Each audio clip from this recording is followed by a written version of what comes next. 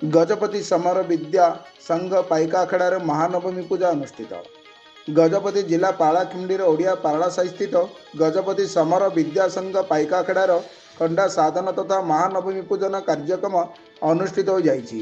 महानवमी अवसर में माँ दुर्गा पूजा तथा खंडा साधन करी नगर परिक्रमा करथिले। एही परिप्रेक्षी उक्त साई तथा अनुष्ठान बहु सदस्य माने बाजा बजाणा सह एक शोभायात्रार बारी खंडा साधन करी निजर परंपरा रण कौशल को प्रदर्शित करथिले।